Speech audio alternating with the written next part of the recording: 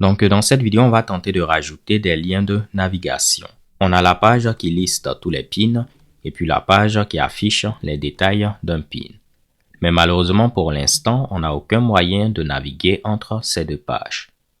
De la même manière qu'on avait rajouté un lien vers la page de création de pin, on va tenter de faire ceci pour les deux autres pages. Donc, on avait utilisé la fonction twig path, on lui donnait un nom de route et elle allait faire le travail. Donc, ce sera assez simple. Moi, je vais venir au niveau de la page d'un pin et puis on veut avoir un lien back qui va mener vers la page qui liste tous les pins. Donc, on vient au niveau de show, on met un lien, on va mettre back. Et maintenant, je vais faire en sorte que lorsqu'on clique là-dessus, qu'on puisse venir ici. Donc, venons au niveau de notre contrôleur. Le nom de la route, c'est home, app home. Donc, on vient là, on utilise path et on met app home. On peut tester et bang, vous allez voir, ça marche. Lorsque je vais cliquer sur chaque pin, je vais être redirigé sur la page de détail du pin en question. Donc, on vient au niveau de index. C'est ici qu'on faisait notre boucle for. On va dire que on va rajouter un lien au niveau de chaque nom de pin, de chaque titre de pin, et il va mener vers la page show. Quel était le nom de route? C'était app pin show. Donc, on vient là, on utilise path, app pin show. Essayons de tester. Et mamma mia, on a une erreur. On nous dit que cette route a besoin d'un paramètre ID, mais malheureusement, on n'a pas donné de ID.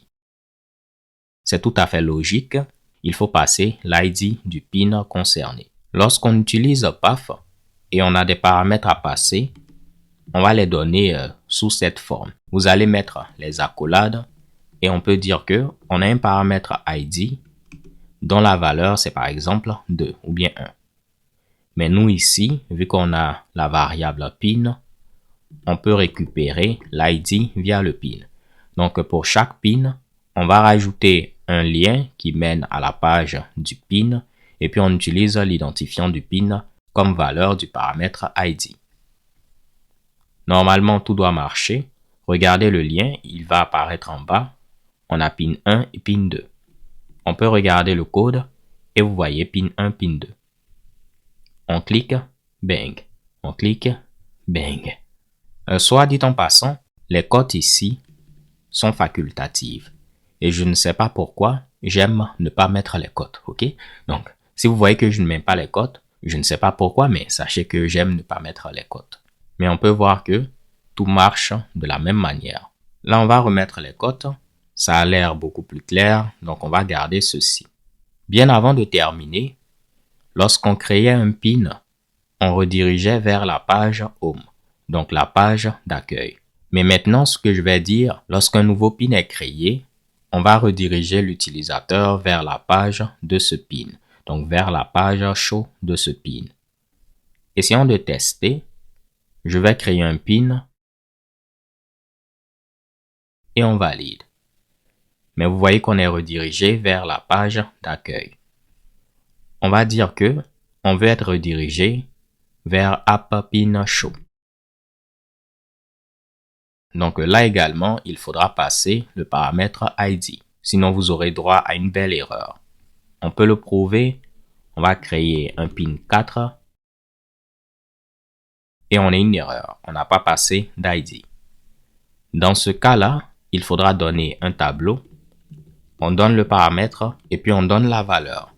Dans notre cas, on a une variable pin qui représente le pin qui aura été persisté et on pourra récupérer l'identifiant de ce pin qu'on va passer pour générer la route. Donc là, ça devrait marcher. Je vais créer un autre pin. Et voilà, on est redirigé vers la page Show. Donc juste pour que ce soit clair, lorsqu'on utilise path et qu'on a des paramètres de route, on utilise les accolades, pas de crochet. Au niveau du code PHP, on passe un tableau avec les paramètres. Rappelez-vous, cette méthode, en réalité, elle utilise la méthode GenerateURL. Et c'est cette méthode qui prend la route et les paramètres. Donc, juste pour vous le montrer, on va essayer de tricher un peu. Je viens au niveau de la page d'accueil et je vais faire un die&dump de GenerateURL et on va passer app home. Donc, ceci va nous générer l'URL pour la page d'accueil. Je mets ensuite app-pin create. On aura l'URL pour la page de création. Là, je vais remplacer pour mettre maintenant app-pin show. On aura une erreur vu qu'il faut passer l'identifiant. Donc, je mets ici les crochets, ID, et on met par exemple 1 comme valeur. Donc là, on aura pin 1. Si je mettais 2, on a pin 2. Donc, cette méthode génère le path approprié et puis après, on utilise redirect afin de rediriger l'utilisateur vers ce chemin. Et tout ceci se fait en une seule méthode, redirect to route. Alors, ce sera tout pour cette vidéo. J'espère que vous l'avez apprécié. On va tester une dernière fois. Bang, tout est bon. On crée un dernier pin.